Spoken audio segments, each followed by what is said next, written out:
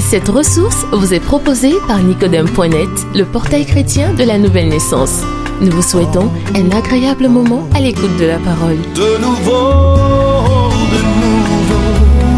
oui je veux naître de nouveau.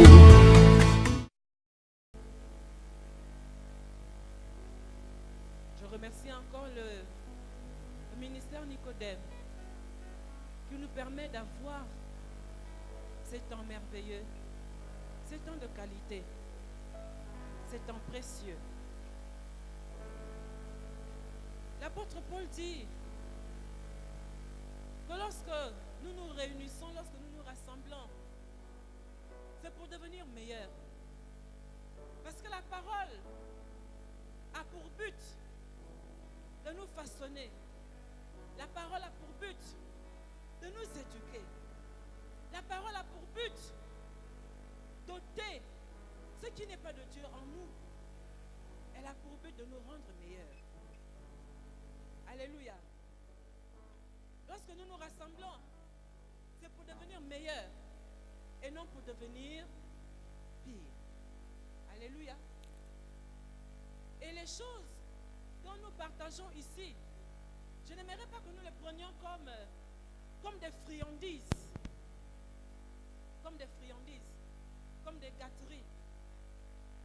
Mais que ce soit des paroles comme des fondements, des éléments qui viennent bâtir nos vies et qui viennent faire de nous des hommes et des femmes faits selon la volonté de Dieu à la gloire de Dieu le Père.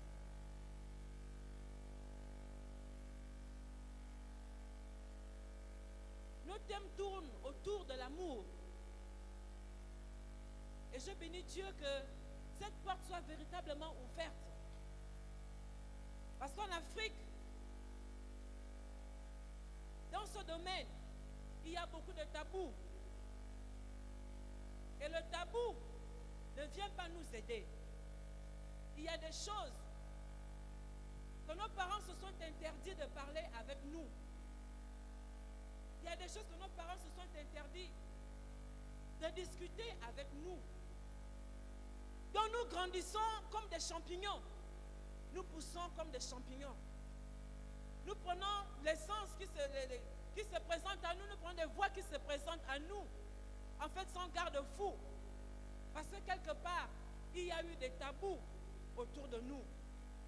Et nous avons mis ces choses que Dieu admet à disposer pour nous sous le couvert des choses interdites.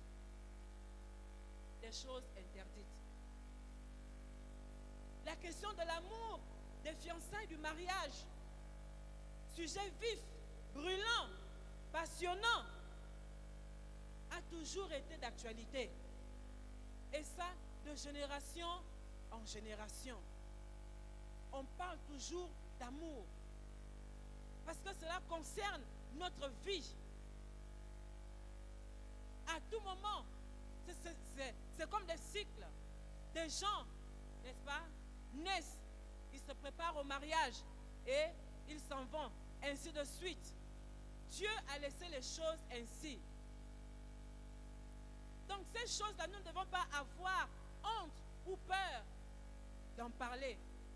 Et pire encore, les considérer comme des choses impropres, indignes, comme des choses sales, comme péché, en quelque sorte. Et surtout dans le milieu charismatique, dans le milieu chrétien, on a souvent pensé que parler de ces choses relevait du péché. Ce n'est pas péché de parler d'amour. Ce n'est pas péché de parler de sexe. Parce que tout cela va ensemble. Alléluia. Le thème qui nous rassemble ce soir, c'est les fiançailles selon Dieu. Les fiançailles selon Dieu.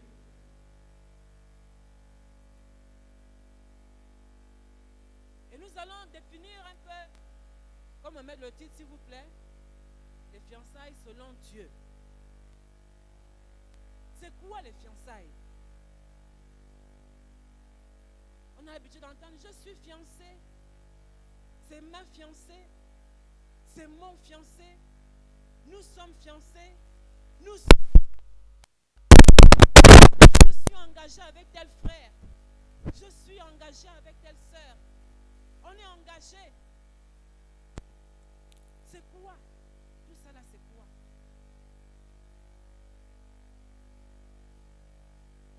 Les fiançailles sont une promesse mutuelle.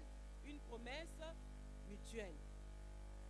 Plus ou moins solennelle. C'est-à-dire qu'autour des fiançailles,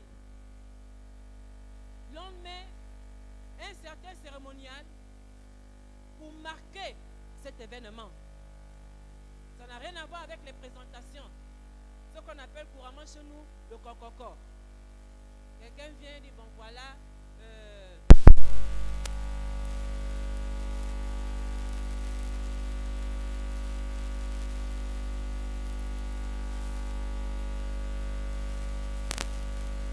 qui normalement aboutit à son terme. Venant du latin confiare, c'est-à-dire confier à. Donc les fiançailles sont pour un couple une déclaration d'intention de mariage.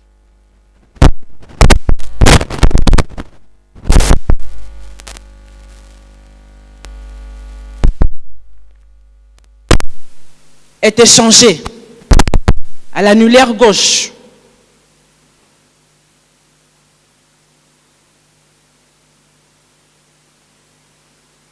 C'est un don de parole, de foi. Je m'engage à. Je donne ma parole. Je donne ma parole de t'amener jusqu'au mariage. Je te donne ma parole. Je veux t'épouser. Je veux faire ma vie avec toi. Ça relève de quelque chose de sérieux. Je veux faire ma vie avec toi. Donc les fiançailles relèvent de quelque chose de sérieux, de quelque chose de sacré. Parce que dès le départ, c'est Dieu qui crée l'homme et la femme. Cela relève du sacré. Donc c'est une période qui s'écoule entre la promesse et le moment du mariage. Alléluia. Les fiançailles sont un engagement. Il y a le sens de l'engagement. Comme je le disais, on donne sa parole, on décide d'amener quelqu'un. Généralement, c'est l'homme qui va vers la femme et qui dit « j'aimerais t'épouser ». On donne sa parole. C'est comme un gage. Alléluia. Jésus a envoyé le Saint-Esprit qui est un gage. C'est lui qui nous prépare, qui nous amène à notre fiancé. C'est un gage. Et notre parole est comme un gage. Lorsqu'on s'engage, nous venons là comme pour dire, désormais, dorénavant, nous allons cheminer ensemble. Donc nous comprenons d'ores déjà, d'entrée de jeu, que ce n'est pas une blague, ce n'est pas un amusement, ce n'est pas un essai, ce n'est pas l'essayage, comme lorsqu'on va dans un prêt-à-porter et qu'on veut voir prendre un jean, on va essayer. C'est quelque chose qu'on désire, on se dit, je veux me marier. On ne s'aventure pas. On a pris le temps de réfléchir. On a pris le temps d'interroger Dieu. On a pris le temps de savoir ce qu'on veut.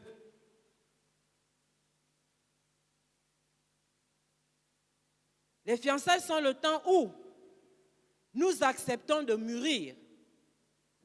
De mûrir pour devenir la femme ou l'homme de Dieu que Dieu veut que nous soyons.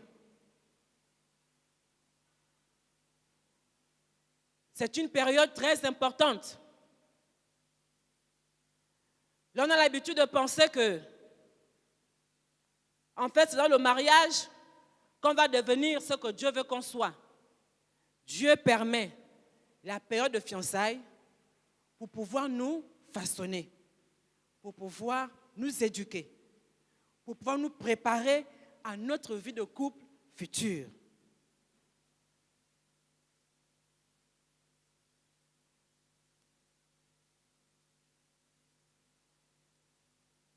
Je disais tantôt que c'est Dieu lui-même qui a instauré le mariage. Nous sommes d'accord. Et nous le voyons bien dans Genèse 2, au verset 18, où Dieu dit qu'il n'est pas bon que l'homme soit seul. J'aimerais vraiment lever le fait que le mariage est quelque chose de sacré et surtout est quelque chose de bien et que ce n'est pas mauvais, ce n'est pas un tabou. Je voudrais ouvrir cette parenthèse parce que les gens ont eu l'habitude de dire que c'est l'acte sexuel que l'homme et la femme ont commis dans le jardin d'Éden et qui ont amené la déchéance dans le monde. Vous pensez que Dieu va donner le sexe à l'homme et à la femme pour ensuite venir le condamner? Répondez-moi, on est ensemble. Lorsque Dieu a créé l'homme et la femme, il les a créés mâles et femelles, n'est-ce pas? Hommes et femmes. Chacun étant l'opposé de l'autre, ayant des organes sexuels internes et externes différents de l'un et de l'autre. C'était pour quoi faire? Alléluia.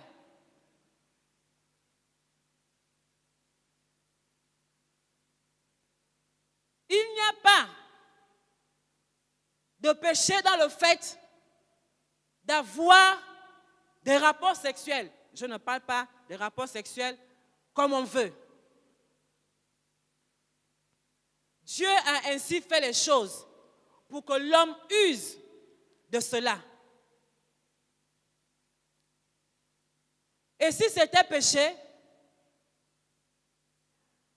il n'aurait pas créé l'homme avec les organes sexuels. Les anges n'en ont pas. À nous, il a fait cette grâce de les avoir, d'en avoir. C'est pour que nous puissions en user.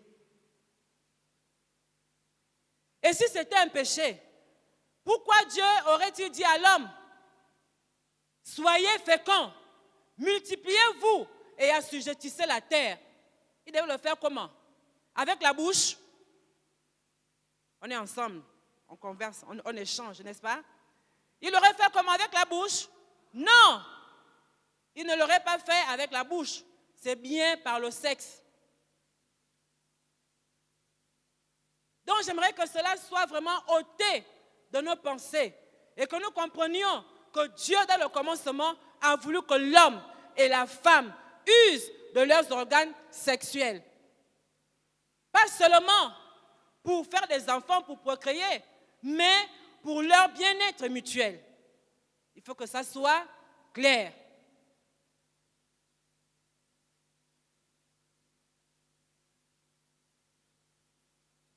Donc c'est Dieu qui a créé toutes ces choses. Et lorsqu'il a fini de créer l'homme et la femme, la Bible dit qu'il vit que cela était très bon. Donc cela est très bon.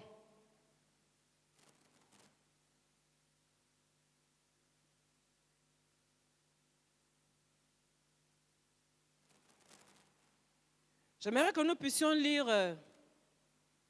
dans Proverbe 24.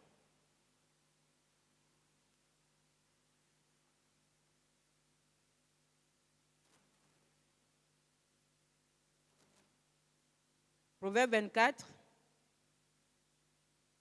au verset 27.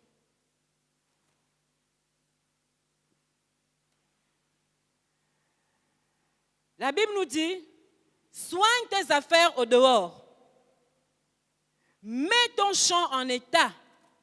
Puis, tu bâtiras ta maison. Je relis. Soigne tes affaires au dehors. Mets ton champ en état. Puis, tu bâtiras ta maison.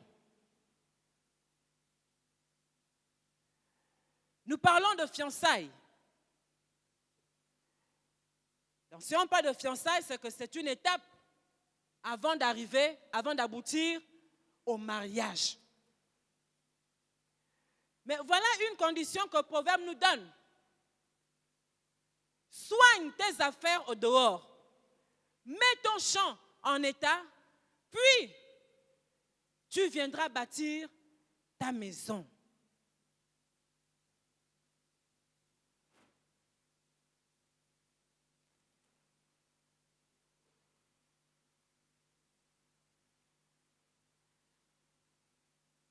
L'on ne s'engage pas au mariage. De but en blanc, boum. Je me marie, je vois une femme, je vois un homme. Il me plaît, elle me plaît. Et puis tout de suite, on se dit, bon, on va se mettre ensemble. Dieu donne des étapes. Dieu donne des préalables. Même lorsqu'il fait passer Ève devant Adam, la Bible nous dit qu'il a fait passer Ève. Il les a mis ensemble après que l'homme se soit exclamé ainsi de suite comme nous le connaissons et comme nous l'avons déjà vu. Et ce n'est qu'ensuite que Dieu vient bénir. Et lorsque Dieu vient bénir, la Bible dit, Adam connut Ève, sa femme. Il y a des étapes. Et Proverbe nous donne plus ou moins un cheminement. Il dit, soigne tes affaires au dehors. Le temps des fiançailles est une période très décisive pour construire un couple et comprendre le sens de son engagement. Ne prends pas un engagement à la légère. Soigne tes affaires au dehors. Ça évoque quoi? Soigne tes affaires au dehors. Lorsque tu te regardes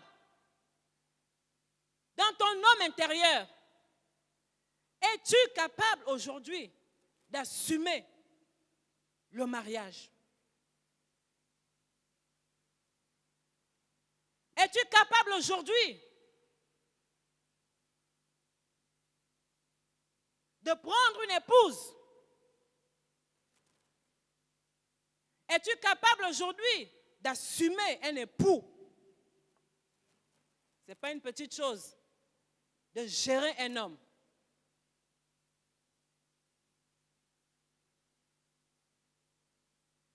Soigne tes affaires au dehors. Est-ce que c'est parce que tu ressens des pulsions sexuelles que tu te dis certainement, assurément, je sens que je peux le faire, je peux y arriver, je suis capable de.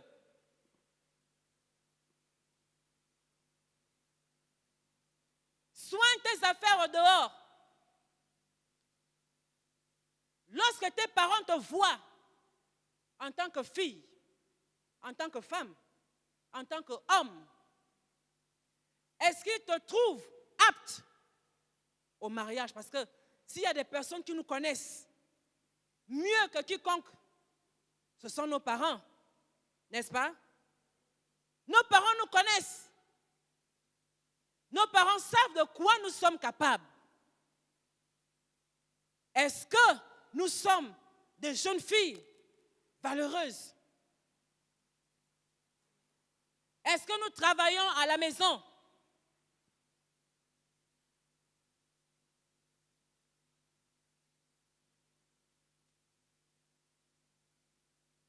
Est-ce que tu es un garçon brave? La bravoure est un trait de caractère des hommes. Vous savez, aucune femme ne veut aller prendre un homme molleton, hein? Vraiment, un homme, comment on dit, mollusque, qui lorsqu'il rentre du travail, il est seulement là assis, hein, il suit la télé, il croise les pieds, on vient tout... Non. L'une des choses qui attire, qui font bouger le cœur d'une femme, c'est lorsqu'on voit la bravoure, lorsqu'elle voit la bravoure de son prétendant, quelqu'un de brave, un garçon brave. Soigne tes affaires dehors. Que disent les gens de toi? Ton entourage. Qu'est-ce qui revient? Quel est l'écho qui vient d'eux? Lorsque tu passes dans ton quartier, comment les gens t'apprécient? Comment les gens parlent de toi? Quel est le témoignage qui revient de toi? Tu es sérieuse, tu es un jeune garçon sérieux, et ainsi de suite. Soigne tes affaires au dehors. Ça, c'est une étape. C'est un préalable. Parce que si tu n'arrives pas à soigner ton témoignage, ce n'est pas là-bas, quand tu vas partir là, que tu vas aller soigner ton témoignage. La Bible dit que si l'on fait ces choses, si le bois vert, on n'arrive pas à gérer, à soigner notre témoignage. Ce n'est pas quand on va aller consommer le mariage qu'on va faire des efforts pour changer.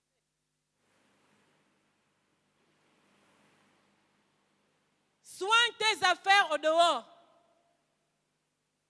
Est-ce que c'est parce qu'on aime que tout de suite on va dire, je crois qu'on peut déjà se mettre ensemble? Ou je vais encore le dire autrement. Si tout de suite, non, je vais le dire par un témoignage, ce sera plus facile et plus simple. Un jour, un jeune garçon est venu me voir. Ah, tu sais, j'ai trouvé une fiancée et vraiment, j'aimerais faire ma vie avec elle. Je dis, ah bon? Il me dit oui. Je dis, bon, si tu as trouvé une fiancée que tu veux faire ta vie avec elle, accepteras-tu que dans 3 mois, on vous marie? Il a sursauté. Mais c'est encore trop tôt. Je dis, mais alors, à ton âge, qu'est-ce que tu as à aller t'encombrer d'une fiancée? Tu es encore sous le toit des parents. Tu n'as aucune situation. Tu es encore à l'école. Tu n'as même pas encore le bac. Bon, tu veux déjà t'encombrer d'une fiancée. Est-ce que tu t'imagines le nombre de temps que ça va te prendre? Est-ce que vous voyez un peu? Tu veux t'encombrer d'une fiancée, mais tu n'es pas prêt de te marier. Parce que celui qui se marie, plutôt celui qui se fiance, il doit être capable de se marier vraiment trop, dans les 2 ans qui suivent son engagement. Dans les 2 ans. Parce qu'il y a des fiançailles qui se prolongent. Assurément, je dis bien assurément, nous exposent. Parce que lorsqu'on brûle d'amour pour son prochain, pour celui qu'on aime, le fait de se voir constamment, le fait de prolonger nos fiançailles,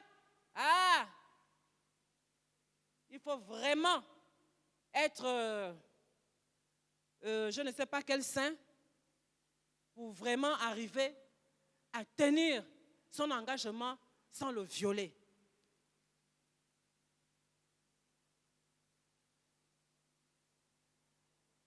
Soigne tes affaires au dehors. As-tu pris des dispositions? Tu veux te marier. Es-tu capable de subvenir aux besoins de celle que tu veux épouser? As-tu un travail Vous savez, au début du réveil, nous avons fait beaucoup de bêtises. Je veux vivre par la foi. Des frères même qui travaillaient, quittaient le travail, je me mets à plein temps. D'autres qui étaient à l'école, abandonner les études, je veux servir Dieu à plein temps. Nous allons vivre par la foi. C'est bien, vivre par la foi. Quand on est seul, ça passe. On est à deux, bon, on essaie d'équilibrer, on essaie de tenir. Mais lorsqu'on se met ensemble, il y a des charges qui arrivent, il y a des responsabilités qui arrivent. Du moment où on se marie, forcément, on va rentrer dans l'exercice de nos fonctions. Et le fruit qui en découle, ce sont des enfants, n'est-ce pas? Après, ce sont des charges qui viennent. Des charges arrivent. Un enfant, deux enfants, les jumeaux sont dedans, les triplets, les quadruplets, ça augmente, et ainsi de suite. 12, les 12 tribus, ils sont là. Équipe de football. On fait comment? La foi, c'est bien. Mais ceux-là, ce sont des bouches à nourrir. Ces personnes-là n'ont pas demandé à naître, n'est-ce pas? Elles n'ont pas demandé à naître.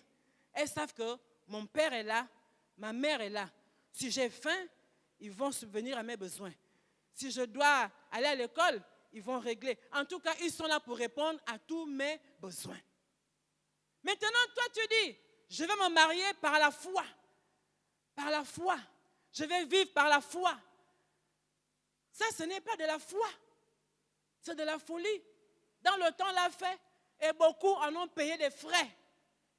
Et ce sont des choses aujourd'hui qui ont vraiment emmené des frustrations dans des foyers, des conflits énormes. Parce que la femme est obligée de faire des choses vraiment impossibles, des choses difficiles. L'homme aussi de son côté, là vraiment, ce n'est plus la joie dans la maison. Ce n'est plus la bonne ambiance. Non, on est là tout simplement parce que, comme on est là, on n'a plus rien à faire, il faut se maintenir. Et là, la joie disparaît, la paix disparaît. C'est des querelles. On est nerveux. On devient vraiment hérisson, porc-épic. Dès qu'il y a un petit quelque chose, dès qu'il y a un petit quelque chose, on est constamment sur les nerfs. Pourquoi? Parce que les difficultés nous écrasent. Parce que tout simplement, on a dit, bon, on va faire par la foi. Non, la sagesse aujourd'hui, la sagesse de Dieu aujourd'hui veut que celui qui prétend vouloir se marier doit être capable, doit être apte à gérer son foyer.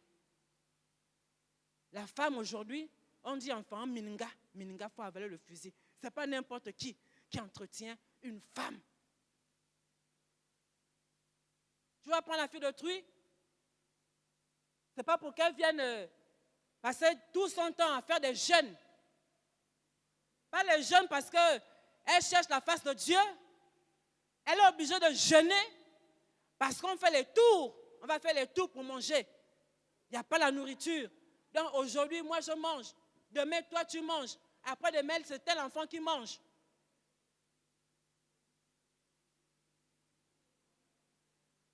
Non.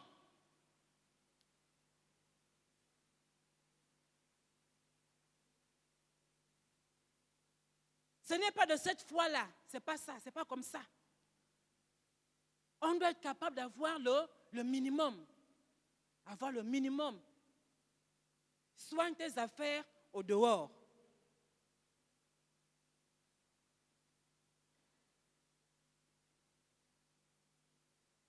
Cela engage notre responsabilité. On est responsable. Nous, lorsque nous nous sommes engagés, à l'époque, je ne dirais pas que mon époux s'est engagé à vivre par la foi. Dieu avait soufflé le vent du réveil. Et à ce moment-là, on n'avait pas de modèle. On n'avait pas de mentor. On n'avait personne devant nous pour nous orienter, pour nous guider. Nous étions à l'école du Saint-Esprit. Et beaucoup, à cette époque-là, notamment lui, ce n'est même pas qu'il a décidé délibérément d'abandonner le travail parce qu'il a fait ses études. Avant le bac, il a voulu laisser l'école. Dieu lui a dit non, sinon les gens diront que tu fuis l'école. Il a eu le bac. Après le bac, il dit là maintenant, Seigneur, je crois que je peux abandonner. Il dit non. Sinon on va dire que tu es un paresseux, que tu ne vaux rien. Tu continues. Et c'est lorsqu'il sort de l'université polytechnique de Masuku, le jour où il reçoit son diplôme en tant que major de sa promotion, c'est là où Dieu lui dit, maintenant, je te veux à mon service. Nous avons été des pionniers. Et tant bien que mal, nous avons pu organiser notre vie de famille, notre foyer. J'ai appris à faire beaucoup de choses parce qu'il fallait que j'apporte un plus dans notre foyer. Et nous avons vu la main de Dieu. Mais aujourd'hui, les données ont changé. Dites, les données ont changé. Le frère en Christ qui va venir te demander la main et qui n'est pas capable de te procurer, de t'offrir un toit, réfléchis à 2 fois. Parce qu'aujourd'hui, les choses ne sont plus comme avant. À chaque génération, cette disposition. Alléluia.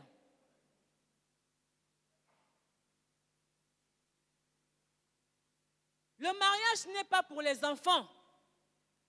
Il est pour les hommes et les femmes faits.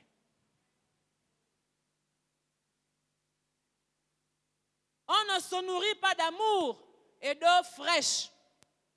Parce qu'on s'aime. On va passer toute notre vie entière dans notre lit. On finit d'être ensemble. On va prendre l'eau. On va boire. Dites-moi au bout de 3, même 1 mois, comment vous allez vous retrouver. Je veux quand même que vous n'aurez même plus la force d'être dans votre lit. Il n'y aura plus de tonus.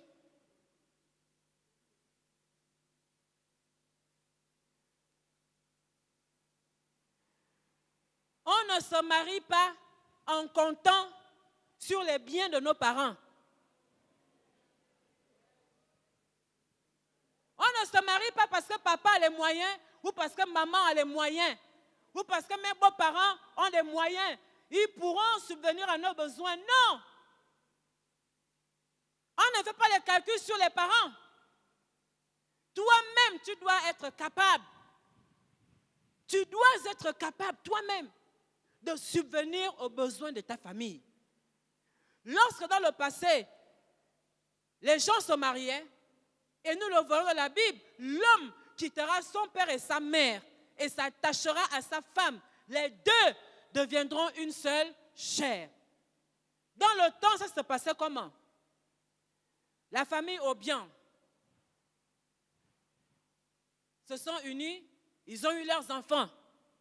Alors, ceux qui sont issus, les hommes qui sont issus de cette union, si par exemple mon fils aîné, Laël, décide de se marier, à cette époque-là, le fils ne venait pas bâtir là où, n'est-ce pas, étaient implantés ses parents. Il partait de là et allait s'implanter, s'établir dans un autre endroit. En tout cas, il défrichait un champ. Et là-bas, il bâtissait sa famille. C'est-à-dire, il subvenait intégralement aux besoins de sa famille. Et il fondait son village. Et ça fait le village Essangui, par exemple. Il est là, c'est lui qui est le chef, et ainsi de suite. C'est lui, il a sa lignée, sa propre lignée à lui. Il ne compte pas sur papa, il ne compte pas sur maman. Ils viennent en appui. Alléluia. C'est très important. Parce que tes parents, Dieu peut les enlever, Dieu peut les retirer. Et si tu t'es engagé en comptant sur eux, ou bien il peut y avoir des problèmes. Les moyens peuvent finir. le soutien sur lequel tu comptais tant, il va encore te venir d'où? Il va te venir d'où? On ne se marie pas parce que papa a les moyens ou parce que maman a les moyens. Ou bien on fait les calculs, les beaux-parents ont les moyens. En tout cas, je suis sûre que vraiment tout pour moi ira pour le mieux. Ce sont de faux calculs. Proverbe dit, soigne tes affaires au dehors. Arrange-toi. Ouais, maintenant, quand on est étudiant, on sait qu'assurément, on va finir, n'est-ce pas? Assurément, on va terminer nos études et on va travailler. On va travailler. Parce que là aussi, j'ai vu des jeunes sœurs qui ont refoulé des frères parce qu'ils n'avaient pas de situation. Ils sont sur le banc de l'école. Ils sont étudiants, vont bientôt terminer. Ah non, en tout cas, moi j'ai mes parents que je dois entretenir. Toi, tu n'es qu'un pauvre petit étudiant. En tout cas, je ne sais pas ce que je vais faire avec toi. Mais le jeune étudiant là, demain, va devenir un puissant DG.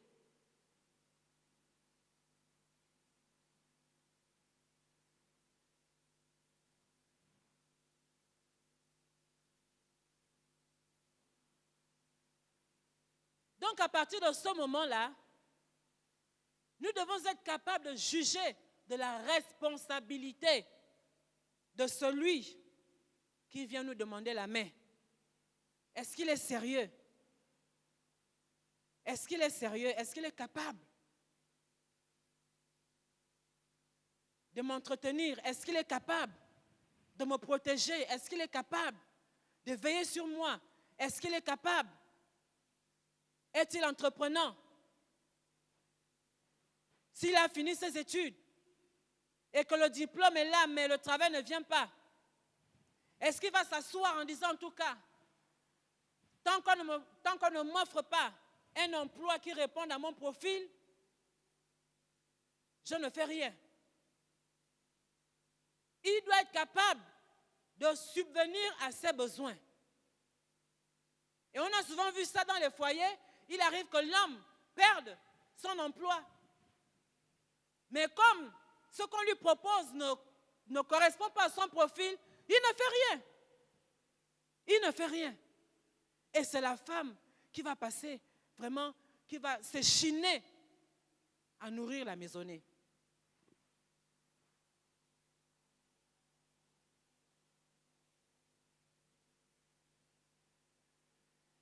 Les fiançailles sont cette période-là où nous avons cette capacité, cette possibilité de voir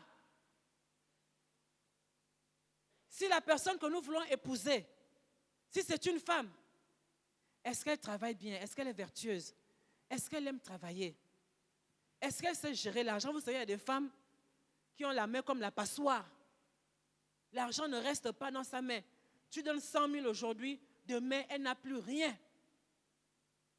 Tout est fini.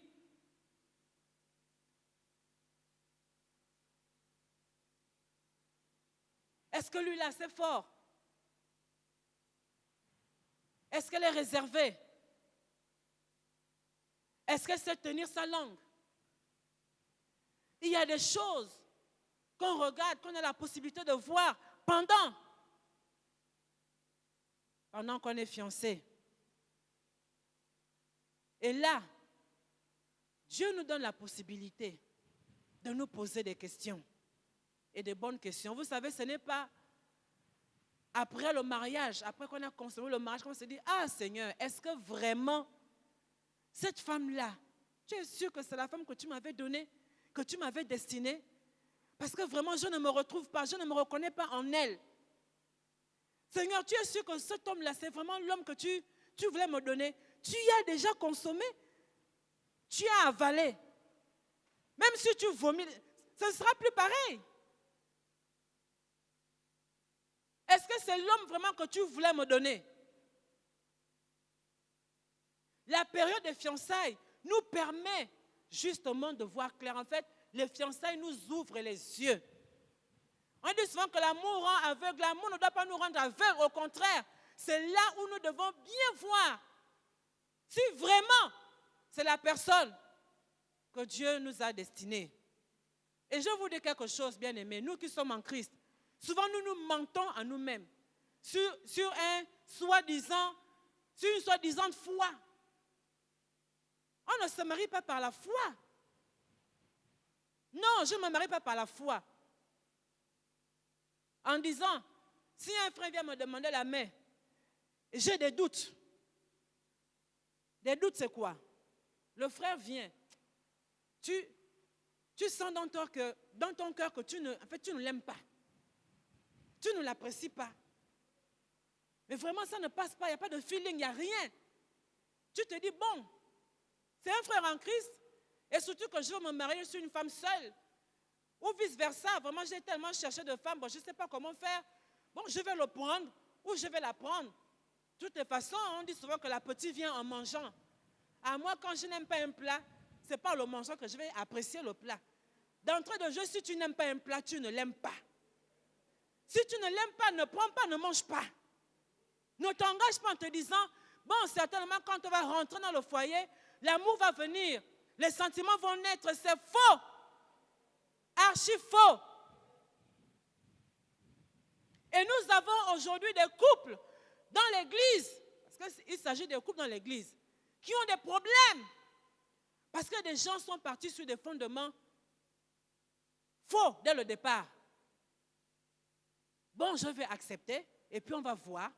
C'est un frère en Christ, bon, je crois que. Non, ou tu aimes, ou tu n'aimes pas. Il faut que ça soit établi dans le départ. Il y a encore un indice. Si tu as honte d'amener, de présenter ton fiancé ou ta fiancée devant les gens, ce n'est pas la peine. Ce n'est pas la peine. Ce n'est pas la peine. Ou bien quand tu le vois, tu es avec ta copine et qu'il vienne à passer, tu ne veux même pas qu'on sache que c'est pour toi qui arrive là. Ça là, c'est même pas la peine. Il faut rompre. Ça veut dire que le fondement est faux. Tu ne l'aimes pas. Tu te mets là parce que, bon, par enfin. Mais on ne se marie pas par enfin. Le mariage, vraiment, a un rapport avec l'éternité. Si tu as honte de lui, tu as honte d'elle. Ce n'est pas la peine. Soigne tes affaires au dehors. Veille à cela. Mets ton champ en état. Le champ ici représente le cœur. C'est le cœur qui gère le foyer, le cœur. C'est notre cœur qui gère le foyer. Encore là, les chrétiens se trompent beaucoup. C'est notre cœur, notre caractère qui gère le foyer. On a beau être l'homme le plus joint au monde, la femme la plus jointe au monde. Ce n'est pas ton notion qui va venir gérer ton foyer. Tu auras beau être l'homme le plus intelligent du monde. Il y a des hommes très intelligents, mais qui vivent une vie de couple vraiment misérable. C'est le cœur, c'est le caractère. Et ce champ-là, c'est le champ de Dieu. Et il faut que lorsqu'on est fiancé, on donne la capacité à Dieu de pouvoir défricher ce champ. Que Dieu puisse arracher les racines, qu'il puisse enlever les ronces, qu'il puisse enlever les pierres, qu'il puisse enlever les cailloux, tout ce qu'il y a de mauvais pour que la terre soit prête à recevoir la semence. Notre caractère, parce que c'est lui qui va faire en sorte que notre couple soit harmonieux ou pas. Le caractère. Parce que je vous assure qu'il y a des couples aujourd'hui, malheureusement, qui sont là, en fait, ils se supportent. Parce qu'ils ne savent plus vraiment quoi faire, où aller. Ils se supportent à cause du mauvais caractère de l'un ou de l'autre.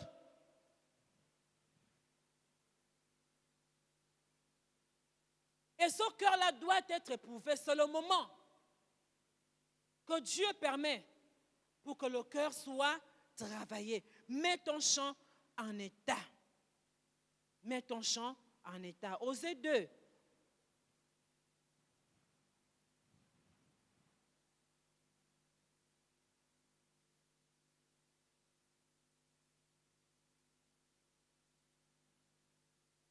21, 22.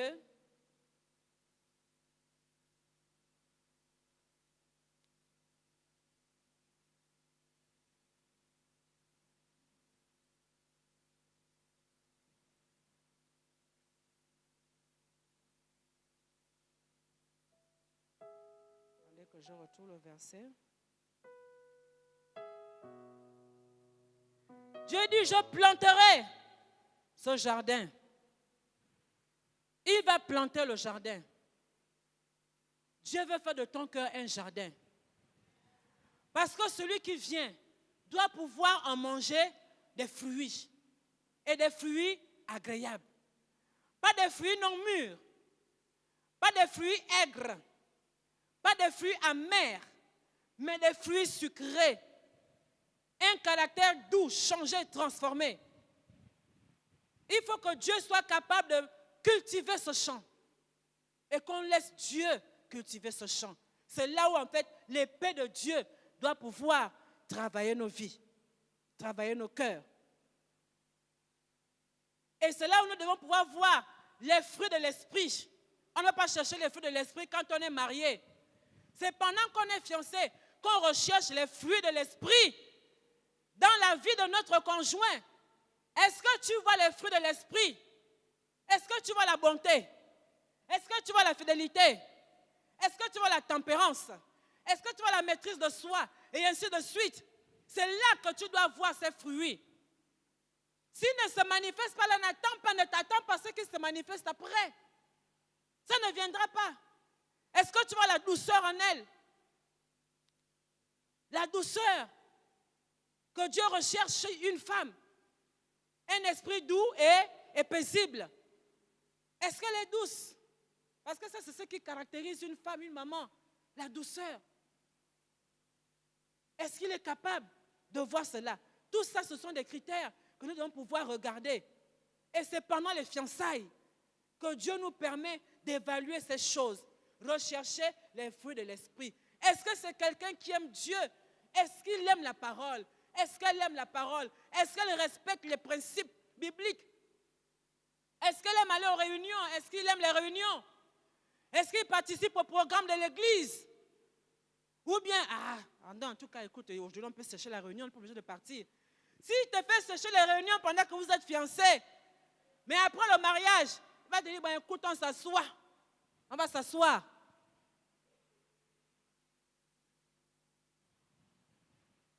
Est-ce qu'il est fiable? Est-ce qu'il est vrai? Est-ce qu'elle est vraie? Est-ce qu'elle a la maîtrise de soi? Comment est-ce qu'il réagit lorsque vous faites face à une situation? Comment est-ce qu'elle prend les conflits? Parce que Dieu va permettre que vous commencez à vivre certains petits conflits pour voir, pour tester votre maturité. Mais si vous n'arrivez pas déjà à vous entendre, vous n'arrivez pas à résoudre les petits conflits qui peuvent survenir pendant que vous êtes fiancés, ne pensez pas que c'est quand vous allez vous marier que vous allez maintenant avoir la force. Au contraire, ça va s'empirer. Parce que là, en fait, plus rien ne va nous retenir. Parce que pendant les fiançailles, on met tellement de la peinture. Les enjoliveurs brillent. Le camouflage est fort pendant les fiançailles. On fait tout pour cacher tout ce qu'il y a de mauvais. On veut montrer le plus bel aspect, le plus beau côté de notre personne. Parfois, ce qu'on n'est pas. C'est là où on joue vraiment au plus gentil. Mais, ces choses-là, en fait, le moi ne se cache jamais pendant longtemps. Il finit toujours par surgir. À un moment donné, ça sort. Notre vrai visage sort. Et malheureusement, quand ça va sortir après, ce sont des grincements de dents.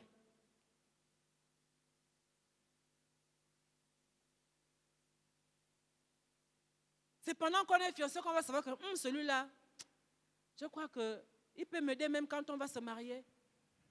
Il est capable de porter le panier. Est-ce qu'il sera capable de m'aider dans la maison? Sera-t-il capable de faire la vaisselle un jour? Pourra-t-il dresser le lit? Sera-t-il capable de dresser la table? Pourra-t-il se réveiller la nuit pendant que moi je dors et lui va changer les couches de bébé? Il y a tellement de choses que nous devons mettre en place, que nous devons voir, que nous devons vérifier quand on est fiancé. Et c'est là où on arrive à se dire ce qu'on veut et ce qu'on attend de l'autre. Comment je veux voir mon foyer? Comment je vois mon foyer? Comment est-ce que je visionne? Comment est-ce que je vois mon futur foyer? C'est là. Qu'est-ce que tu veux voir dans ta maison? C'est pendant les fiançailles qu'on discute de ces choses. Qu'est-ce que tu veux vivre avec ton mari? Comment est-ce que vous voyez votre futur foyer? Vous savez, il y a des gens qui téléchargent ce qu'ils ont vu chez leurs parents. Ils téléchargent, ils transportent ça. Ils amènent ça dans la maison. Dans la maison. Comme papa était un homme très dur, un homme très fermé, alors il n'est pas question que moi, je sois en train de jouer avec ma femme, sinon elle va me mépriser. Non. Surtout que nous nous marions de plus en plus jeunes. Imaginez que vous ayez 30 ans, 50 ans de vie ensemble. Vous imaginez le cauchemar? Un couple qui ne s'amuse pas, un couple qui ne joue pas parce que monsieur a téléchargé le caractère ou le comportement de son père dans le foyer. Et qu'est-ce que ça va devenir? Qu'est-ce que ça va être? Alléluia. Mets ton champ en état. Laisse Dieu labourer. Laisse Dieu changer. Laisse Dieu te façonner. Quand tu commences à voir que cette fille-là, mais vraiment chaque fois qu'on se retrouve, elle a toujours des propos bizarres. Elle n'hésite pas de dire des grossièretés, elle a un langage léger et vulgaire. Ça n'hésite pas de dire oh merde, oh pouf, oh la vache. Moi, il y a des choses qui dérangent. Une femme qui a un langage, une langue légère, mais ce n'est pas quand vous serez mariés qu'elle va apprendre à être respectueuse. Elle ne sera pas respectueuse. Elle va te balancer des grossièretés sur le visage. Il y a des femmes qui insultent vraiment des grossièretés, qui disent des gros mots, des vilains mots à leurs enfants, à leurs conjoints. Ce sont des choses qui s'observent pendant les fiançailles.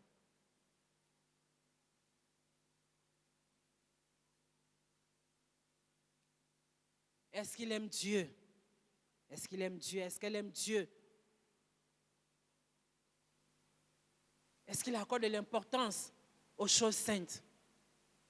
L'as-tu déjà vu un jour dire, ah, aujourd'hui, je m'abstiens de la scène sainte parce que dans la semaine, je crois que je n'ai pas honoré mon Dieu.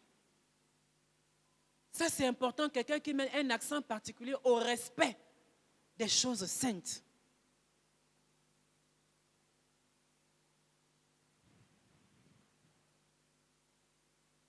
Dieu nous donne l'opportunité de poser les bases sur notre foyer, pour notre futur foyer. Alléluia.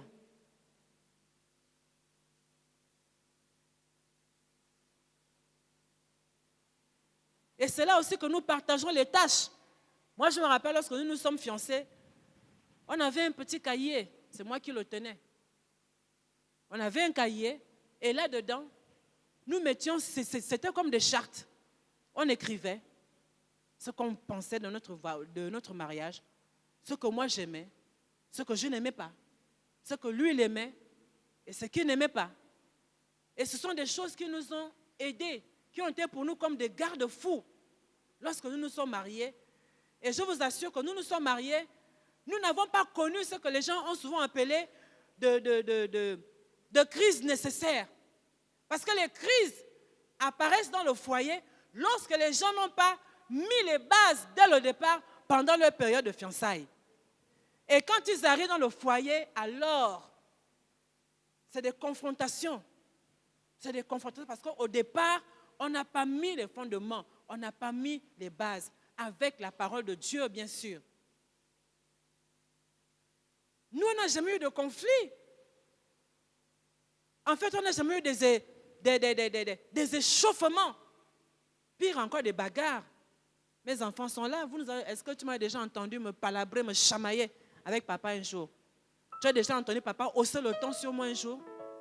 Est-ce que même moi j'ai haussé le ton sur mon mari un jour? Jamais. Pas que nous n'avons pas eu des incompréhensions, mais nous avons mis les bases dès le départ. Et nous savons que lorsqu'il y a conflit, voilà comment est-ce que nous devons nous comporter. On s'assoit. Quand j'entends déjà, chérie, allons dans la chambre, accompagne-moi s'il te plaît, viens un instant. Ou bien si je suis dans la chambre avec un enfant, il dit, bon, toi, sors d'abord, je sais qu'on va parler. Bon, voilà, écoute, il y a eu telle ou telle chose. Voilà. Et on échange. Vraiment, à visage découvert. On échange sans s'échauffer. Et c'est possible. Tout ça se passe pendant les fiançailles. C'est très important. Parce que ça veut dire que quand on fait ces choses, pendant que le bois est vert, qu'en sera-t-il quand le bois sera sec? Si on n'arrive pas à nous canaliser, à voir ce qu'on veut établir dans notre foyer avant le mariage, je sais que ça va être difficile après. Alléluia. C'est important. Amen.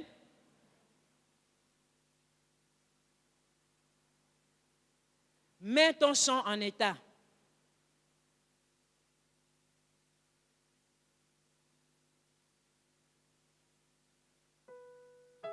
Maintenant, il y a le supportable et il y a l'insupportable.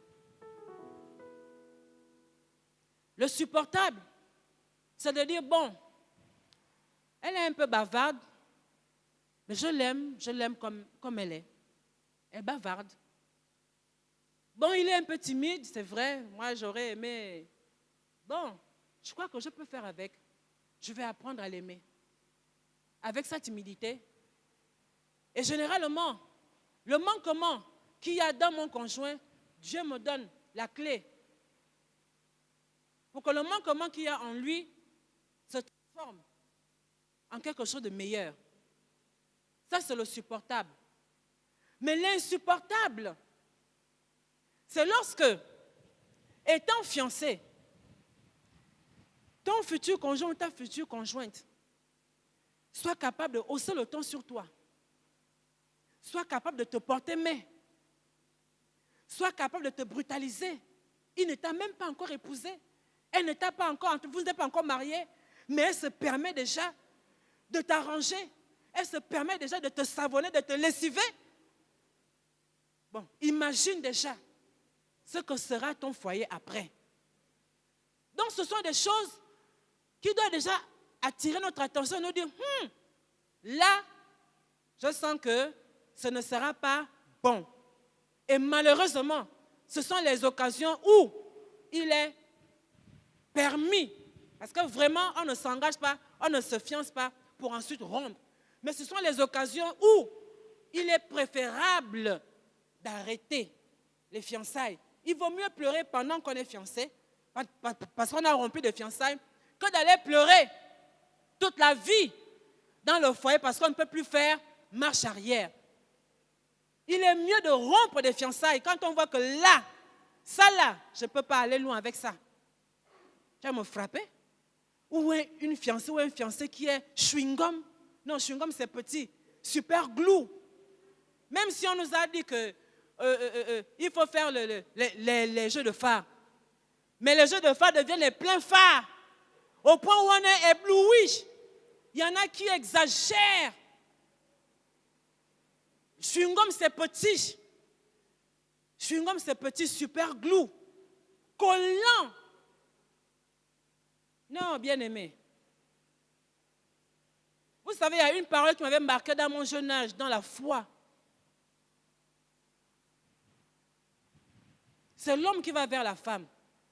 Et il peut arriver que la femme ressente des sentiments, ressente quelque chose pour l'homme. Est-ce que pour autant, maintenant, elle va aller étaler ses sentiments? On l'a vu au début de la conférence que l'homme est un conquérant, n'est-ce pas? C'était un conquérant. Est-ce qu'elle va aller étaler? Elle va aller étaler ses sentiments? Parce qu'il y en a qui exagèrent. Parfois, quand on est au bureau, on va au parking là. Hein. Tu vois, les soeurs là, dès qu'un frère a la voiture, ah frère, comment ça va? Vraiment, frère. Le frère passe par. Oh, mais attends, écoute, dis-moi, mais tu es un bon fils là, t'as montré. Collant. Super glue. À la limite, ça ennuie. Si tu as des sentiments, ça peut arriver. Lorsque l'ange est allé parler à Marie et lui dire qu'elle allait être conçue de l'esprit, il a dit que Marie gardait toutes ces choses et les repassait dans son cœur. C'est l'attitude qu'une femme devrait avoir. Tu ressens quelque chose pour un frère, sœur, dans ta dignité. Garde ce que Dieu a déposé dans ton cœur et prie pour que s'il est encore dans un profond sommeil, que Dieu le réveille de son profond sommeil et que ses yeux s'ouvrent et qu'il te voie. Que ses yeux s'ouvrent et qu'il te voie. Voilà le contenu de ta prière. Alléluia. Mais ne va pas prendre les devants. Ne mets pas les pleins phares. Tu vas l'éblouir et tu vas l'énerver. Et tu vas faire échouer ce que Dieu a voulu faire pour toi.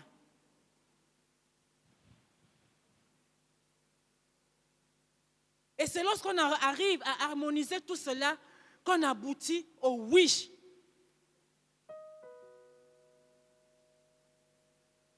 Le oui là se termine par puis tu bâtiras ta maison. Soigne tes affaires au dehors. Mets ton champ en état, puis tu bâtiras ta maison. Lorsque tu as arrangé toutes ces différentes étapes. Mais il y a des gens qui veulent souvent inverser la pyramide. On veut d'abord se marier et puis ensuite, maintenant, on va voir comment on peut arranger le reste. Ce n'est pas possible, ce n'est pas faisable. On a bien pris le temps de s'observer. Et c'est là qu'on demande à Dieu de nous orienter. C'est là-haut, c'est pendant les fiançailles que vraiment Dieu doit nous confirmer si c'est lui ou si c'est elle. Ce n'est pas après.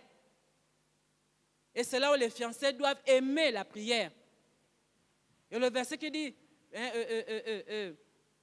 recommande ton sort à l'Éternel. C'est là que tu dois vraiment recommander ton sort à l'Éternel. Père, est-ce que c'est vraiment ça? C'est pendant la période de fiançailles. Ne t'éblouis pas parce que tu aimes.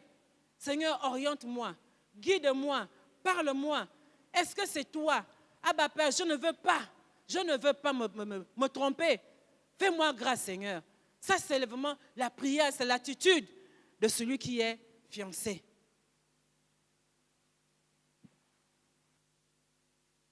Alléluia. Peut-on se fiancer avec un inconnu ou avec un inconverti?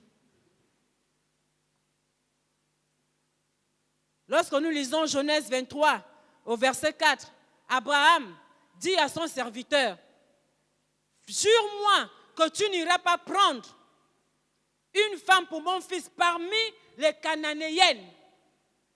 Est-ce que les filles cananéennes n'étaient pas belles? C'était de jolies femmes. Est-ce qu'elles ne travaillaient pas? Elles étaient vertueuses. Elles avaient plein de qualités. Mais pourquoi Abraham refuse qu'on aille prendre pour son fils une Cananéenne? À cause de l'idolâtrie. Parce que la Cananéenne ne connaît pas Dieu. Elle ne sert pas Dieu. Elle a ses idoles. Elle a de multiples dieux. Et nous avons vu dans la Bible comment des femmes ont détourné les cœurs de leurs époux pour les amener à adorer des faux dieux, à les détourner du Dieu d'Israël. Voilà pourquoi Abraham a dit, ne va pas donner pour épouse à mon fils une cananéenne.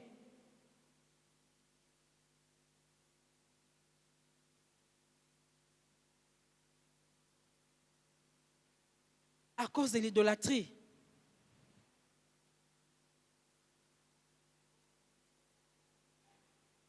On ne va pas chercher un bon païen dehors ou une bonne païenne dehors.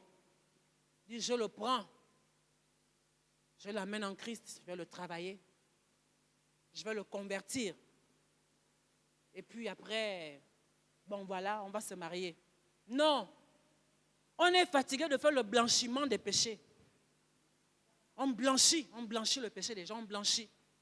Tu vas prendre quelqu'un qui ne connaît pas Dieu, mais il va se camoufler. Il peut faire semblant d'accepter Jésus parce qu'il veut seulement te gagner. Et puis après, on ne veut plus blanchir les péchés. Il n'y a pas de lien entre les ténèbres et la lumière. Il n'y a pas de lien, en fait, ce n'est pas possible. Parce que vous allez vous mettre ensemble. Toi, tu sers ton Dieu. Lui ou elle sert son Dieu. Qui va suivre la direction de l'autre? Vous imaginez dans le foyer, chacun a son orientation. Pendant que toi, tu vas aller à gauche, lui va te dire non, c'est comme ça que ça se passe. Parce que ce sont les principes de son royaume. Toi, tu as les principes de ton royaume à défendre. Lui ou elle a les principes de son royaume à défendre. Donc, ça va être des pirogues différentes. Et chaque pirogue va dans son sens. Et le couple est là au milieu. Ça va se déchirer. Ça va se déchirer forcément. Vous n'avez pas les mêmes principes. Vous n'avez pas les mêmes principes. Vous n'avez pas les mêmes valeurs. Ce n'est pas possible, c'est difficile. Demandez aux femmes qui vivent. Maintenant, je ne dis pas que celles qui se sont converties ayant et dont les maris sont restés, vraiment qu'il faut se séparer. Non. Et puis que rester dans l'état où Dieu vous a trouvé, c'est différent. Dieu lui-même saura comment faire, comment traiter ces cas-là. Mais pour ceux qui sont dans la maison et qui vont vouloir parce qu'ils n'arrivent pas à trouver, ou bien ils sont trop pressés, disent, je m'en vais chercher mon bon païen, je l'amène en Christ et puis je vais mettre le pasteur sur le fait accompli. Le pasteur va blanchir. Il va blanchir mon péché. Non. Ne va pas chercher une femme pour mon fils parmi les Cananéennes. Va chez mes parents, va dans ma patrie, c'est là-bas que tu vas prendre une femme pour mon fils. C'est très important. Alléluia. On ne se mélange pas. On ne se mélange pas. On ne se mélange pas avec les païens. Nous avons des valeurs à défendre. Et c'est à deux que nous le faisons. À deux. Monsieur et madame, à deux. Alléluia. Le parcours des fiançailles. Le parcours des fiançailles. Comment doivent évoluer deux personnes qui se sont promises en mariage? Est-ce que chacun reste de son côté? Bon, on se retrouve le dimanche. Bonjour frère, bonjour sœur. Est-ce qu'on doit se fréquenter? Et jusqu'où vont les limites de nos fréquentations? Est-ce que la fiancée a le droit d'aller j'ai dit quoi, la fiancée, est-ce qu'elle a le droit d'aller chez le fiancé et vice-versa? Et si oui, dans quelles conditions? Quelles sont les conditions? Les parents sont au courant, parce que lorsqu'on est fiancé, ça veut dire que les parents sont déjà au courant, n'est-ce pas? C'est un engagement public, en fait, on dit, on annonce. Comment est-ce qu'on évolue? Le temps des fiançailles est le moment propice pour qu'ensemble, vous puissiez étudier la Bible ensemble. Et si les fiancés n'arrivent pas à étudier la Bible ensemble, ce n'est pas quand ils vont se marier qu'ils vont apprendre à le faire. L'étude biblique, on ne se retrouve pas pour aller manger les pizzas ou les glaces, pour aller au restaurant ou pour se contempler en longueur de journée. Nous devons tout faire pour mettre la parole de Dieu comme fondement dans notre union. On se retrouve pour étudier. Et on ne va pas étudier dans la chambre, là où vous n'êtes qu'à deux. On sait comment ça se termine. On prend la liberté de se mettre, par exemple, si c'est chez le fiancé ou chez la fiancée, s'il y a une table de terrasse à l'extérieur, elle vient à l'après-midi, quand tout le monde est bien présent à la maison, vous avez vos thèmes, vous étudiez la Bible ensemble. Vous avez des temps de prière ensemble. C'est le moment où l'on profite de prier pour le futur mariage, pour notre couple, pour notre foyer. C'est là qu'on profite de prier pour renverser toute éventuelle domination. Vous savez, nous venons d'horizons différents. Nous sortons de familles avec 1000 et un Dieu et 1001 dominations. Nous avons des choses dans nos familles. C'est pendant cette période-là que le fiancé et la fiancée commencent à demander la grâce de Dieu. Commencent à demander à ce que Dieu coupe les liens parentaux, que Dieu vienne briser les liens de sang. C'est pendant cette période-là. Souvent, on est étonné de vivre certaines choses dans nos couples, des choses qui nous poursuivent. C'est parce que pendant les fiançailles, nous n'avons pas pris le temps de prier, de briser ces choses. Et nous vivons des combats, des choses, on ne comprend pas d'où elles viennent, alors que Dieu nous donne la période des fiançailles pour cela. Et c'est pendant ce temps-là aussi qu'on commence à organiser, comme je vous ai dit, que les fiançailles, c'est 2 ans. Ce n'est pas 10 ans. Donc, 2 ans là, vous commencez à planifier votre mariage. Combien d'invités on va avoir, qu'est-ce qu'on va faire, ainsi de suite. Petit à petit, vous avez un cahier, vous notez tout, vous notez tout, vous notez tout, vous notez tout. Il nous faut combien, on budgétise, et ainsi de suite.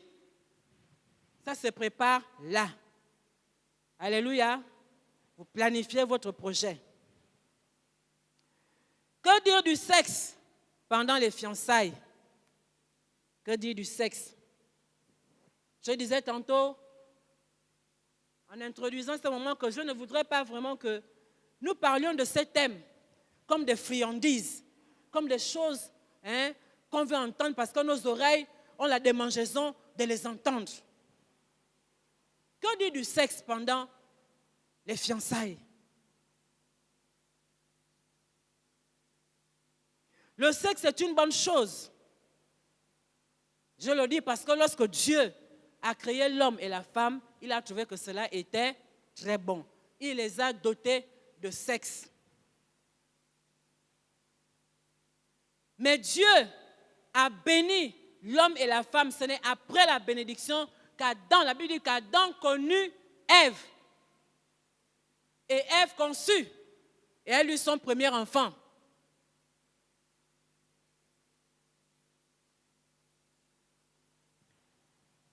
Lorsque j'ai commencé ce moment, j'avais une douleur dans mon esprit. Lorsque je me suis mise à crier Mekadishkem, Yahweh Mekadishkem. Parce que j'avais la réalité. C'est comme si le ciel s'ouvrait et que j'avais comme un tableau devant moi. Un tableau où, en fait, les gens allaient dans tous les sens et chacun faisait mener sa vie comme il voulait, même si celui-là venait dans l'église.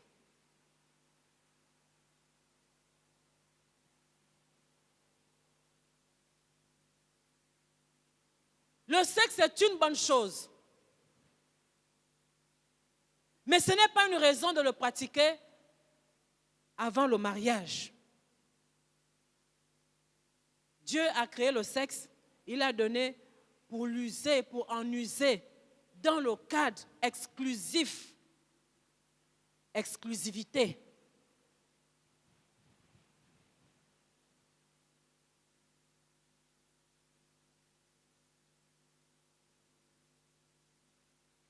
Dieu l'a donné pour en user dans le couple.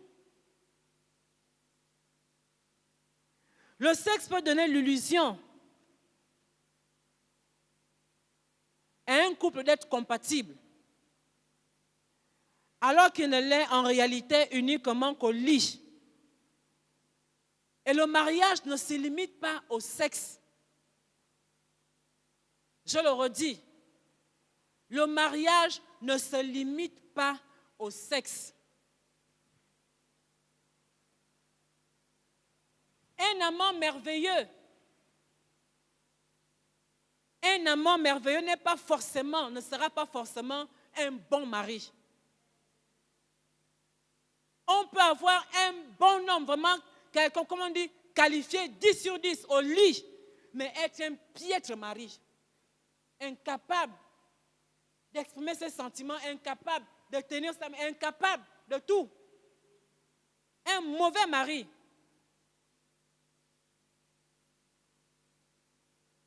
Le sexe ne garantit pas forcément un bon mariage.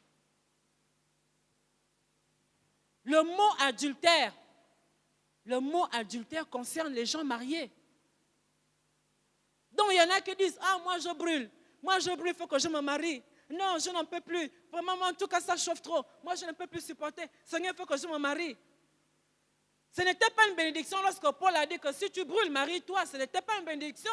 C'est parce qu'il y a de l'incontinence. Mais ce n'est pas une bénédiction.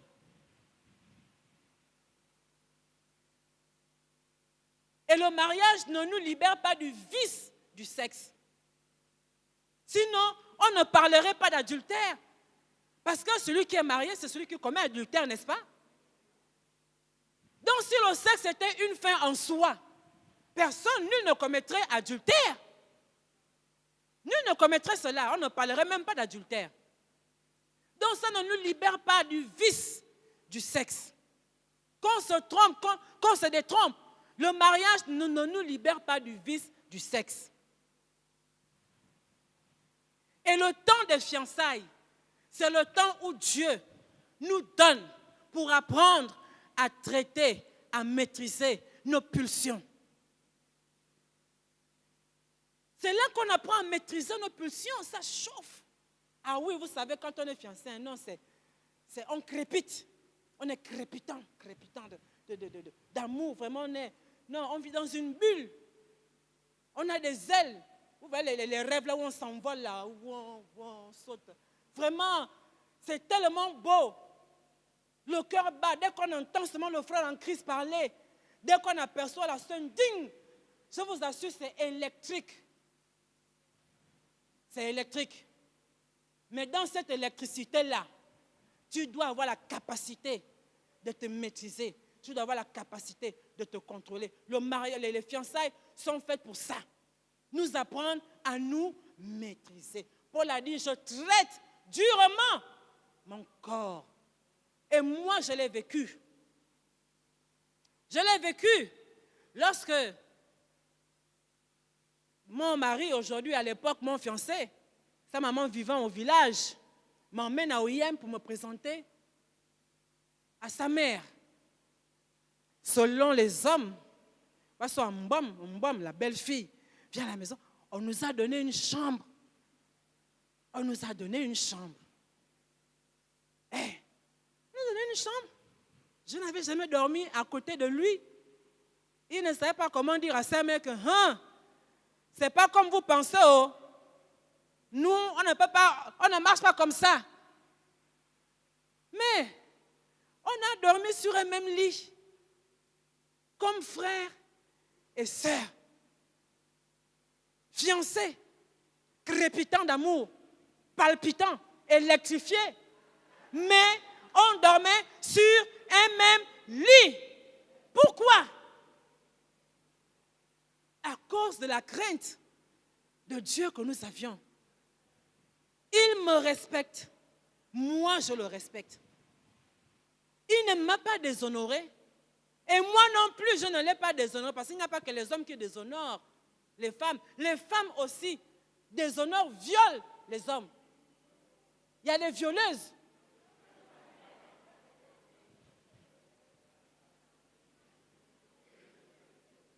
Et tout le séjour qu'on a passé à OIM, On dormait sur le même lit. Mais bien aimé, à aucun moment, oh Seigneur, il dormait dans son coin. Vraiment, en fait, rien ne passait dans... Ça ne nous traversait même pas l'esprit. Parce que nous avions nos yeux fixés sur ce qui nous attendait.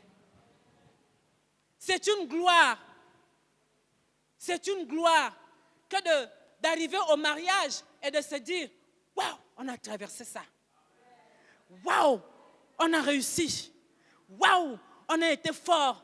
Oui, on l'a fait. C'est une gloire. Et je vous assure, quand on bénit les couples ici, là, on sait, on voit. Hein? On sait quand certains se sont réservés là.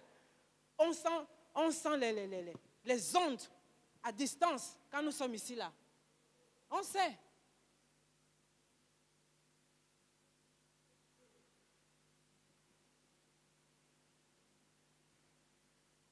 Le sexe n'est pas une fin en soi. Et le temps des fiançailles nous montre qu'on peut être heureux sans pour autant passer par le sexe.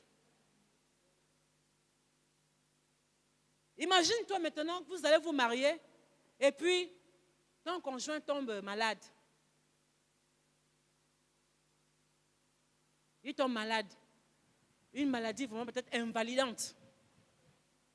Tu vas faire comment? Ou bien vous vous mariez et puis tu découvres que le coq ne chante pas.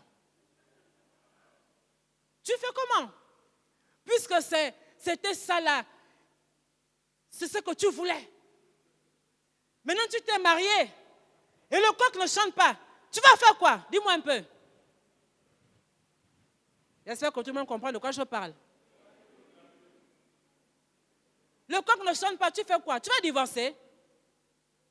Est-ce que tu vas partir? Mais tu mets tes genoux par terre. Dieu fait que le coq chante.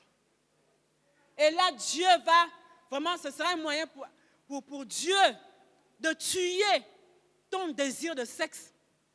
Dieu nous attend souvent au tournant. Hein? Ah oui, oui. Il connaît nos cœurs. Il sent les cœurs et les reins. Il nous connaît.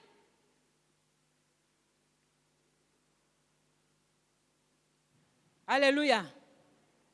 Dieu nous a donné le sexe pour notre épanouissement. Et il veut que les couples soient épanouis. Et lorsque nous marchons, nous passons notre temps de fiançailles dans les règles de l'art, je vous assure, nous vivons un véritable épanouissement.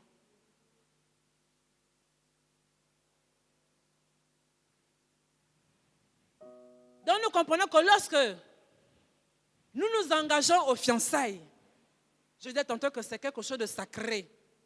C'est du sacré. Les fiançailles sont sacrées. Et lorsque nous commettons l'acte physique, l'acte sexuel, ça signe la fin des fiançailles. Ce ne sont plus les fiancés.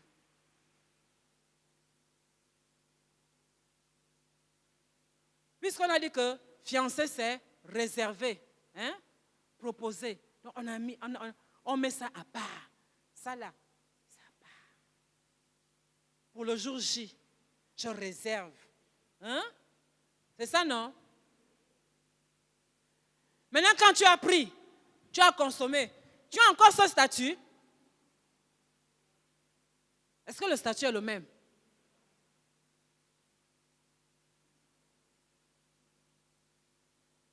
Le statut n'est plus le même.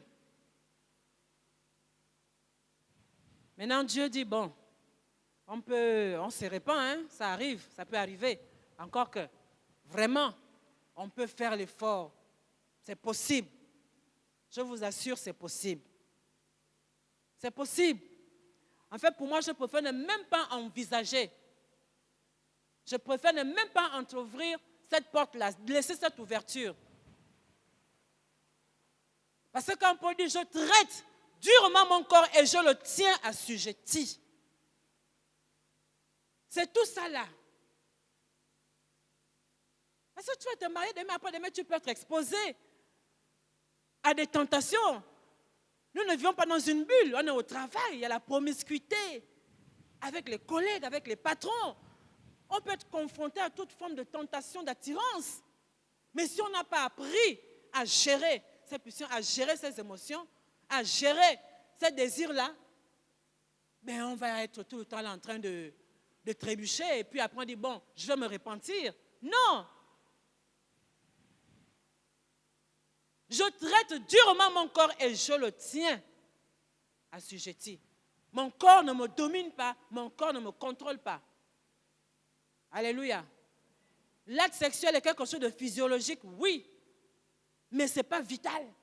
Comme l'air que je respire, pour dire que si je ne fais pas, je vais mourir. Comme si je ne respire pas, je vais mourir. Non! Qui est déjà mort parce qu'il n'a pas eu de rapport sexuel? Dites-moi un peu. Mais celui qui ne respire pas meurt, n'est-ce pas? Ce n'est pas un acte vital. C'est physiologique, c'est vrai. Mais ce n'est pas vital. Ce n'est pas de l'oxygène. Dans le couple, c'est de l'oxygène. Dans le couple. Mais avant le couple, ce n'est que physiologique. Ce n'est pas vital.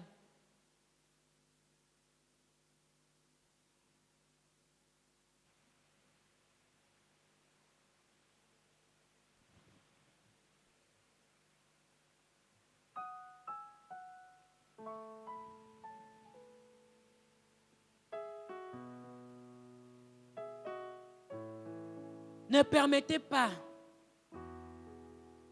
au sexe de venir briser ce sacré. Parce que cela nous met tout de suite devant ce qui nous attend en tant qu'Église. Dieu nous a fiancés à Christ. Le Seigneur nous a fiancés à Christ. Nous sommes proposés à Christ. Alléluia.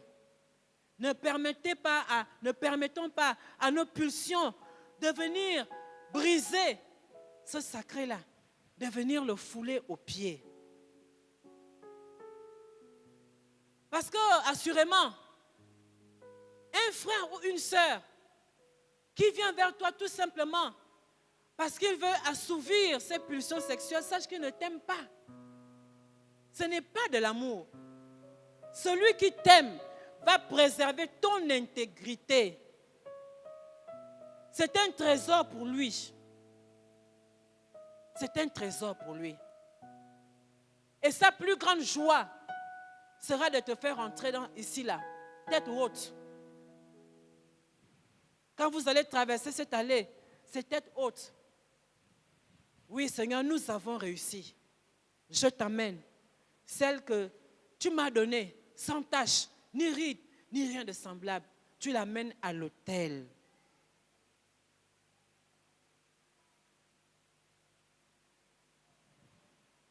Mais lorsqu'il vient, parce qu'il veut assouvir ses pulsions, il te déshonore. Ce n'est pas de l'amour. Quand nous lisons dans Genèse 34, au verset 1 à 4, nous voyons l'histoire de Sichem. Sichem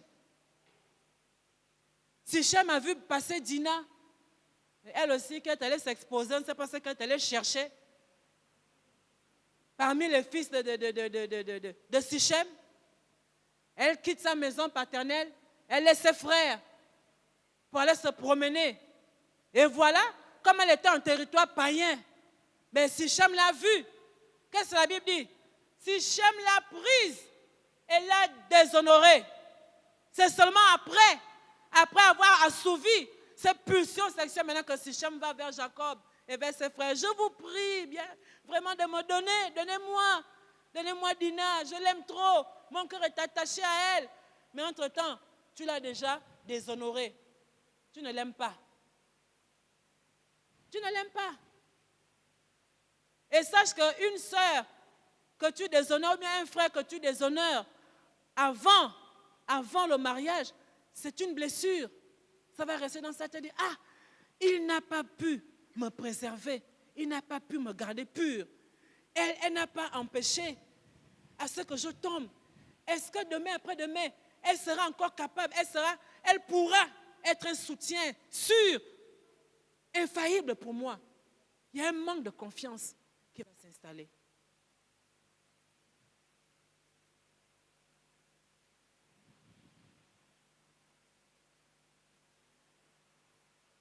Celui qui veut avoir des rapports sexuels avant toi, avant le mariage, ne t'aime pas.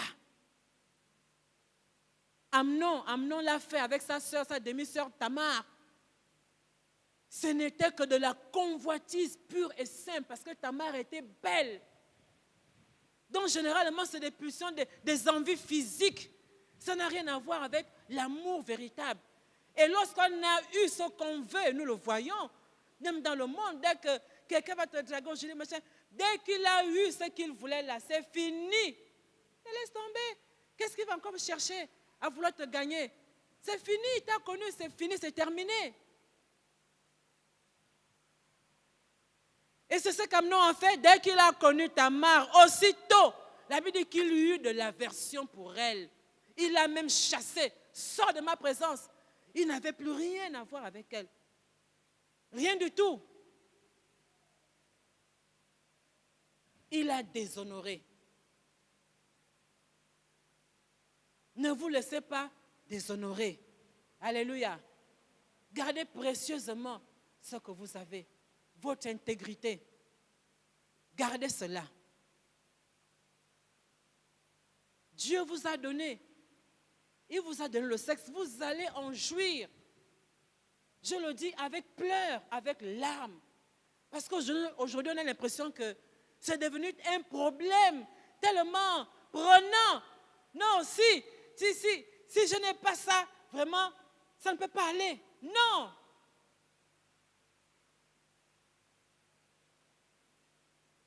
Tu peux vivre sans sexe et être heureuse en sachant que Dieu a prévu ton homme. Si tu existes, c'est que forcément ton homme existe. Et si femme, homme, tu es là, c'est que quelque part Dieu a pris ta côte. Elle est quelque part, il va la faire passer devant toi. Sois patient et sois patiente. Ne va pas chercher.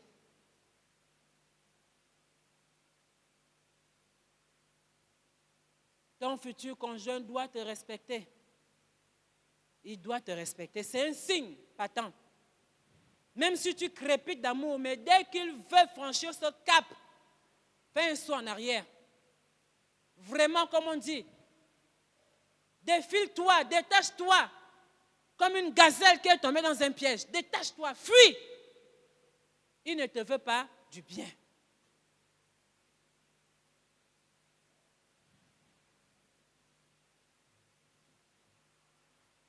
C'est pendant les fiançailles qu'on apprend à être fidèle. La fidélité commence là. Elle commence pendant qu'on est fiancé. On apprend à être fidèle. Alléluia. C'est là qu'on apprend la fidélité. Ce n'est pas après qu'on va essayer. C'est là.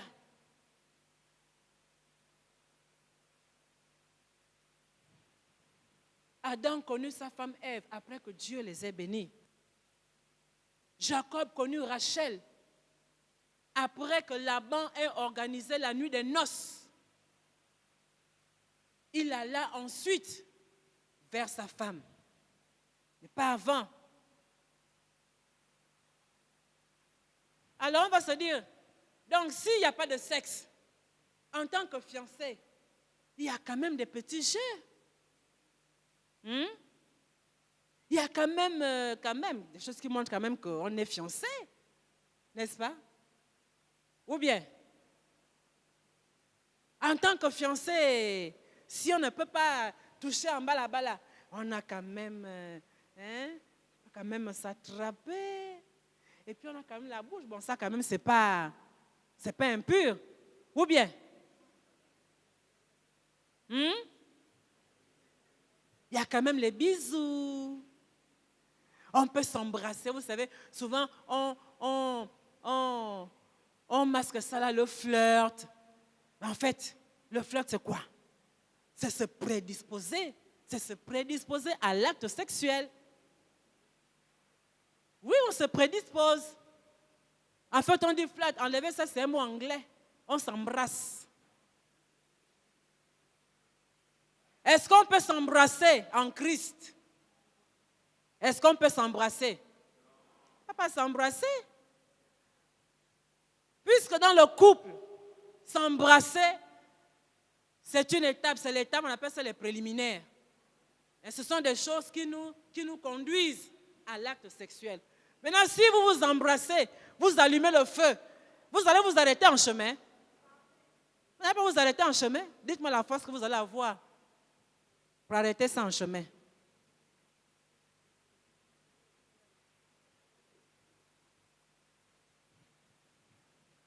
On ne veut pas s'embrasser. Salomon dit à son fils, pardon, mon fils, pardon. Je t'en conjure. Ne réveille pas l'amour. Il ne faut pas aller provoquer les choses que vous serez incapable de gérer après. Ou vous allez seulement revenir sur terre quand vous aurez déjà consommé. C'est là maintenant on se dit, oh mon Dieu, qu'est-ce qui s'est passé? Ah vraiment, oh mon Dieu, oh Seigneur, pourquoi on en est arrivé là? Qu'est-ce qui s'est passé? Ah, vraiment, tu es sûr?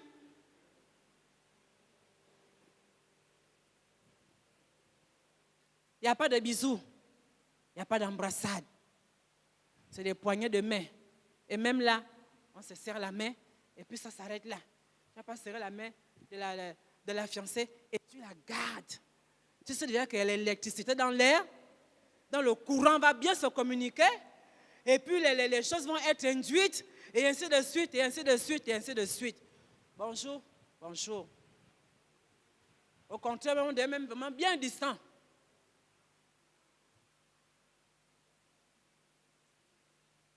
Il faut se protéger. Alléluia. Il n'y a pas de flirt, il n'y a pas d'embrassade, il n'y a pas de bisous, il n'y a pas de massage. Tu es fatigué? Viens, je vais te faire un massage. Tu as fait quel massage au frère? Tu as lui fait quel massage? Dis-moi un peu, tu es kiné? Tu as lui fait quel massage? Viens, je te fais la pédicure. C'est que les pieds sont sensibles. Tu vas prendre tes pieds, tu vas donner à ta soeur en Christ. Elle va te faire la pédicure.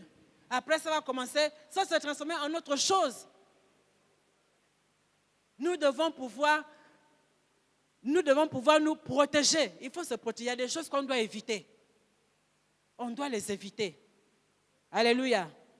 Il faut mettre des barrières. Et s'il y a un rendez-vous, maintenant on n'a pas dit qu'il n'y a pas de romantisme, petit romantisme entre frères et sœurs. Bon, ça peut arriver. Vous n'allez pas au restaurant à 22h ensemble. Et quand c'est comme ça, là, vous prenez ce qu'on appelle l'ami de l'époux. Vous allez au restaurant à trois, même si l'ami de l'époux occupe une chaise loin de vous, mais au moins, il y a une protection qui est là. On se protège, je vous assure, on se protège. Vous êtes là, vous bavardez parce qu'il faut un peu de romantisme. Ce sont des choses qui entretiennent quand même votre relation. Mais il y a l'ami de l'époux qui n'est pas loin. Tout ça permet à vous préserver, à vous protéger. C'est la raison pour laquelle l'Hébreu a dit que le mariage soit honoré de tous. Principalement par ceux qui veulent se marier, par ceux qui doivent se marier.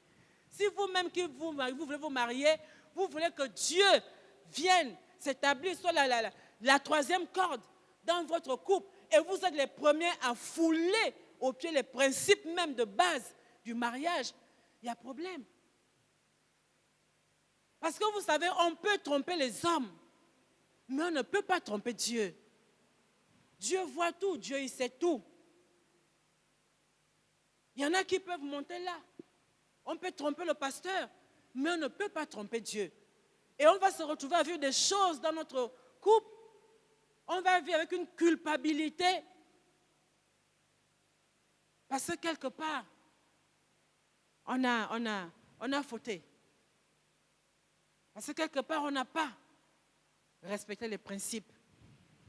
Les principes pourtant que Dieu a mis à nos côtés pour nous aider à rentrer glorieusement dans le mariage. Glorieusement. Dieu veut que nous rentrions dans la gloire. Alléluia. apprenons à honorer. Que nous qui sommes parents, qui avons les enfants, honorons le mariage. Nous ne disons pas, en tout cas, si tu vas te marier, laisse-moi d'abord un enfant. Marie-toi, mais avant de te marier là, tu me fais d'abord un enfant qui va te remplacer. Vous savez, quand je suis allée dire à mes parents que je voulais me marier, chez nous, les filles ne se mariaient pas. Et ce jour-là, mon oncle me dit, ben écoute, je sais que tu vas te marier, il n'y a pas de problème.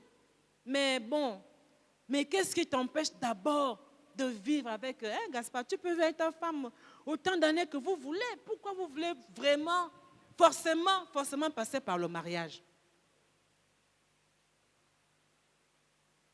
Et parfois, nous autres, là, certaines personnes, quand ils entendent, se disent, bon, les parents ont déjà donné le quitus. Donc, nous pouvons faire ce que nous voulons. Alors que parfois, c'est l'action des dominations dans les familles qui ne veulent pas libérer les enfants. C'est des dominations. Et il faut que nous le comprenions. Et pour mon compte, c'était vraiment des dominations. Que le mariage soit honoré. Il y a un point très important que j'ai failli oublier. Le fait de dire la vérité. Ne pas montrer ce qu'on n'est pas. Ne pas montrer ce qu'on n'est pas. Il faut savoir dire la vérité à son futur conjoint. Ce que tu as été dans le passé est très important. Si tu as connu 10 hommes, dis-lui que tu as connu 10 hommes. Si tu as connu 10 femmes, dis-lui que tu as connu 10 femmes avant de vous marier.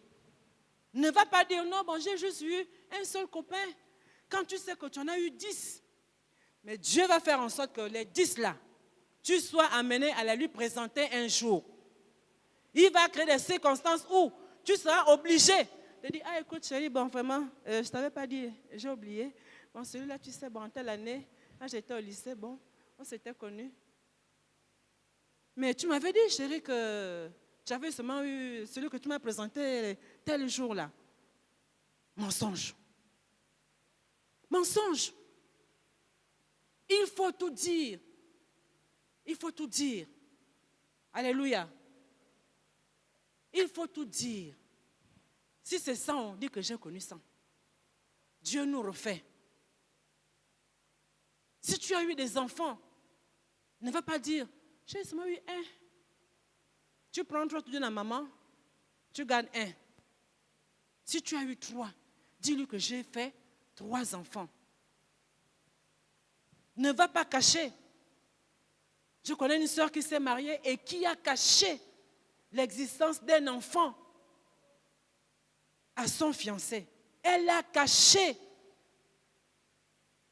Et c'est après le mariage que le frère en Christ va découvrir, va se rendre compte que sa femme lui avait caché l'existence d'un grand garçon. Quand c'est comme ça, on gère ça comment? Ça brise la confiance.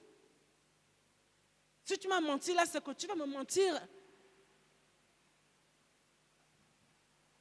Tu vas encore me mentir. C'est très important, la vérité. La vérité. Alléluia. La vérité. Honorer. Au-delà de tout ça, bien-aimé, je vais conclure en disant, c'est la parole de Dieu qui est le fondement de toutes choses.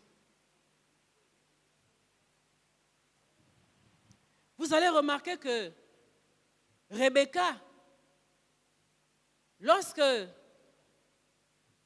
on vient la choisir pour le mariage, elle se trouvait dans un puits, elle se trouvait au puits. Elle allait chercher de l'eau. Quand elle est venue chercher de l'eau, elle ne savait pas que quelqu'un était là, était venu pour elle. Elle est venue pour chercher l'eau. Et l'eau, c'est le symbole de la parole. Elle était dans la parole. Et c'est quand on est dans la parole que les choses pour nous se passent comme Dieu les a prévues. Isaac, de son côté, était au puits de la Caï.